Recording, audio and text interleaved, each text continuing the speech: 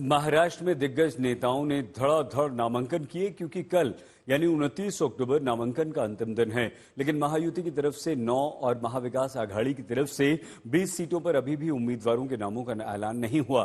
तो क्या महाराष्ट्र में सीट बंटवारे को लेकर अब भी अंदर ही अंदर दोनों गुटों में कुछ गड़बड़ है?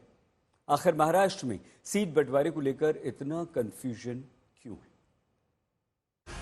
महाराष्ट्र में चुनावी महायुद्ध शुरू, दिग्गज नेताओं के नामांकन हो गए। इंडिया गठबंधन और एनडीए में सीटों के बंटवारे पर रार जारी है। नामांकन के अब 24 घंटे बचे हैं। कुछ सीटों पर सस्पेंस बाकी है। अब की बार महाराष्ट्र में चुनावी जंग जोरदार।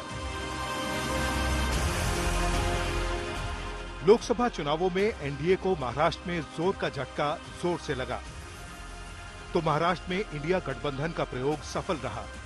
लोकसभा की 48 सीटों में से इंडिया गठबंधन 29 जीतने में कामयाब हो गया, तो एनडीए के खाते में सिर्फ 18 सीटें ही आ पाईं। अब दोनों गुट विधानसभा में नए प्लान के साथ उतर रहे हैं और इसीलिए एक एक उम्मीदवार को सोच समझकर टिकट दिया जा रहा है।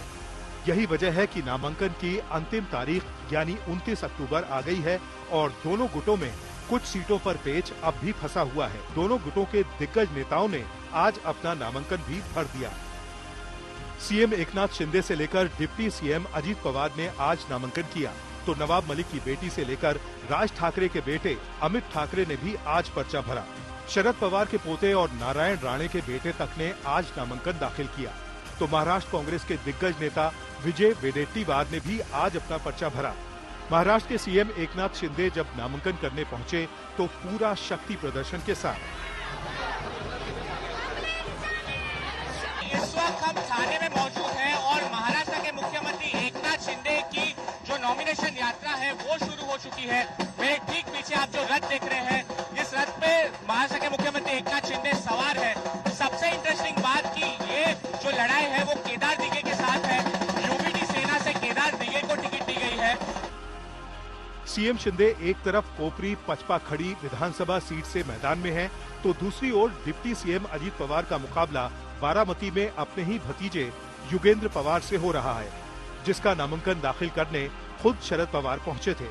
और अब आपको बता दें कि महाराष्ट्र में इस बार सीएम या पूर्व सीएम परिवार से कुल 15 लोग मैदान में हैं। उद्धव ठाकरे के घर के बेटे आदित्य ठाकरे, आदित्य के मौसेरे भाई वरुण सरदेसाई और उद्धव के भतीजे राज ठाकरे के बेटे अमित मैदान में हैं। देवेंद्र फडणवीस खुद मैदान में हैं, तो पृथ्वीराज चव्हाण खुद चुनाव लड़ रहे हैं।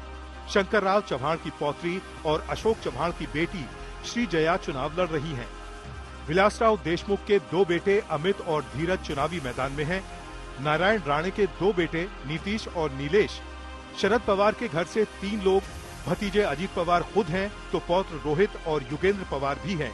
शिवराज राव पाटिल के पौत्र संभाजी पाटिल चुनाव लड़ रहे हैं, तो वसंत राव नाइक भी सीएम रहे, जिनके पौत्र इंद्रनील नाइक मैदान में हैं। इस बार बारामती में राजकारण बहुत भावनिक हुआ था, तो भावनिक मुद्दे पे लोगों ने उनको वोट्स दिए, डेवलपमेंट के मुद्दे पे नहीं दिए। इस बार विधानसभा में वैसे नहीं रहने वाला। अभी लोग प्रैक्टिकल हुए हैं, ठीक है। लोकसभा के लिए दिया साहब को, मतलब पवार साहब को लोकसभा की दिया। मैं भी चुनाव लड़ूंगा, बिटिया तो यहाँ से लड़ रही है और हम दोनों जीत के आएंगे, मुझे पूरी तरह से विश्वास है। लड़ाई तगड़ी है, इसलिए महाराष्ट्र में एक एक सीट पर सियासी बिसात सोच समझकर बिछाई जा रही है। महाराष्ट्र में 29 अक्टूबर को नामांकन की आखिरी तारीख है। ऐसे में कल तक सभी उम्मीदवारों के नाम फाइनल हो जाएंगे और 20 नवंबर को वोट डाले जाएंगे। 23 नवंबर को नतीजे आएंगे और ये तय हो जाएगा कि अब की बार महाराष्ट्र में किसकी सरकार बनेगी। आज तक ब्यूरो।